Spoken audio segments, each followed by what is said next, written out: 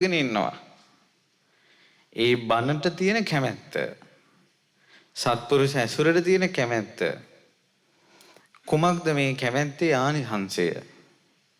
බුදුරජාණන් වහන්සේ ආනන්ද ස්වාමීන් වහන්සේගෙන් අහනවා, පින්වත් ආනන්ද, මේ ධර්මයට සමහර අය හරි මනාපයි, කන් යොමු කරනවා. ධර්ම දේශනාවක් කෙනෙකුට කන් යොමු කරනවා, ඒකට කැප වෙනවා. සමහර අයට මේ බණ රුස්සන්නේ, ධර්ම දේශනාව රුස්සන්නේ. පින්වත් ආනන්ද, කුමක්ද සිතෙන්නේ? මේකට හේතුව මොකක්ද? ස්වාමීනි භාග්‍යතුන් වහන්සේ, මේ ධර්මයේ බුදුරජාණන් වහන්සේ මුල් කරගෙන තියෙන්නේ. භාග්‍යතුන් වහන්සේ දේශනා කරන දේ අපි දරා ගන්නවා. එහෙනම් ආනන්ද අහන්න. ආනන්ද, එක ගමකින් උපමාවකින් ආනන්ද මම මේක කියලා දෙන්නම්. එක ගමකින් ඈත ගමකට මිනිසෙක් යනවා. රස්සාවල් කරගෙන ඔහි ඉන්නවා. ඒ ණයට කතා බහ කරනවා. එයාගේ වැඩේ කරගෙන ඉන්නවා. කලාතුරකින් කාලයකට පස්සේ අර පැරණි ගමෙන් කෙනෙක් එනවා. අර කෙනා ඉන්න පැත්තට. එයත් එක පොඩ්ඩක් කතා කරලා අහනකොට එයා කියනවා, මේ කොහොමද ඔබ? දැන් හොඳම උදාහරණයක් කියන්න මම දැක්කා. මම මේ වචනවල සාමාන්‍ය මිනිස්සෙක් වචන ප්‍රකාශ කරනකොට මම මේ වචනවල බර ගැන හිතනවා. කොයි අදහසකින්ද කියන්නේ කියලා. මම දැක්ක දැන් නිවේදක මහත්තයා මං ගැන කියනකොට වැලිමඩ කියන එක ටිකක් බර කරලා කියනවා. ඇයි? එතුමත් වැලිමඩ නිසා. ඇයි? අපේ කියන එකක්. අපේ කියන එකක් නේ. බුදුරජාණන් වහන්සේ වදාලා, අර පුරාණ ගමකට ගියාට පස්සේ ඒ ගමේදී අර කලින් හිටපු ගමේ කෙනෙක් මොන ගැහුනොත් ඒ දෙන්නගේ කතාව හොඳ යසාගේට යනවා. දෙන්න අතර හොඳට කතාව යනවා. ඒකට හේතුව මොකද්ද? ඒ දෙන්න කලින් එක ගමක හිටපු නිසා. ආන් ඒ වගේ තමයි පින්වත් ආනන්ද, යම්කිසි කෙනෙක් ධර්මයට සවන් දෙන්නේ, ධර්මයට පහදින්නේ, බොහෝ දුර ඉඳලා ධර්මය අහන්න එන්නේ, ඔව්හු සසරේ ධර්මයේ අසා ඇති නිසා. ඒ නිසා සතුටු වෙන්න. ඔබ අද මේ ධර්මය අහන්න පැමිණීම සසරේ පුරුද්දක්.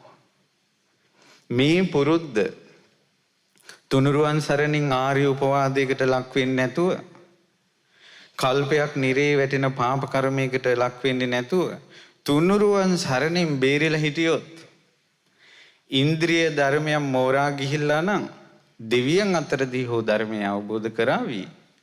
නොයසේනම් මෛත්‍රී බුද්ධ ශාසනය හරි ධර්මය අවබෝධ කරනවා කියන්න තියෙන සාක්ෂිය මේකයි. සත්පුරුෂයන් ඇසුරේ දැන් ධර්මය අහන්න තියෙන කැමැත්ත. ඒ නිසා ඔබට ඔබගේ දැසට අපිව නොපෙනුනාට, ඈතක හිටියත් රූප රාමුවක්වත් නොපෙනුනාට, ඔය සවම්පත් වලින් බණපද අහන එක ගැන සතුටු වෙන්න.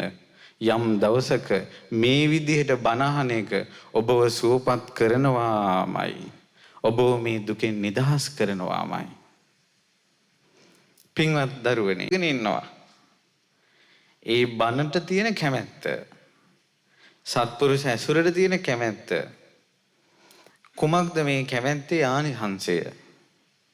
බුදුරජාණන් වහන්සේ ආනන්ද ස්වාමීන් වහන්සේගෙන් අහනවා, පින්වත් ආනන්ද, මේ ධර්මයට සමහර අය හරි මනාපයි, කන් යොමු කරනවා. ධර්ම දේශනාවක් කෙනෙකුට කන් යොමු කරනවා, ඒකට කැප වෙනවා.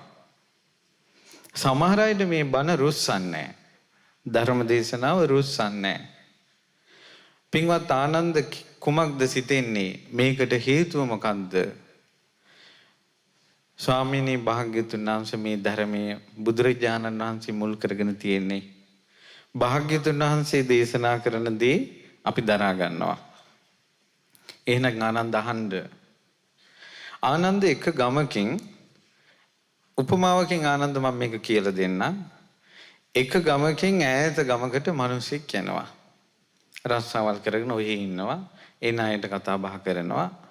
එයාගේ වැඩේ කරගෙන ඉන්නවා.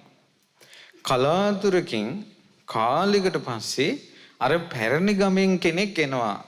අර කෙනා ඉන්න පැත්තට. එයත් එක පොඩ්ඩක් කතා කරලා අහනකොට යා කියනවා මේ කොහොමද ඔබ දැන් හොඳම උදාහරණයක් කියන්න මම දැක්කා මම මේ වචනවල සාමාන්‍ය මිනිස්සෙක් වචන ප්‍රකාශ කරනකොට මම මේ වචනවල බර ගැන හිතනවා කොයි අදහසකින්ද කියන්නේ කියලා. මම දැක්ක දැන් නිවේදක මහත්තයා මං ගැන කියනකොට වැලිමඩ කියන එක ටිකක් බර කරලා කියනවා. ඇයි එතුමත් වැලිමඩ නිසා. ඇයි අපේ කියන එකක්. අපේ කියන එකක්නේ. බුදුරජාණන් වහන්සේ වදාලා අර පුරාණ ගමකට ගියාට පස්සේ ඒ ගමේදී අර කලින් හිටපු ගම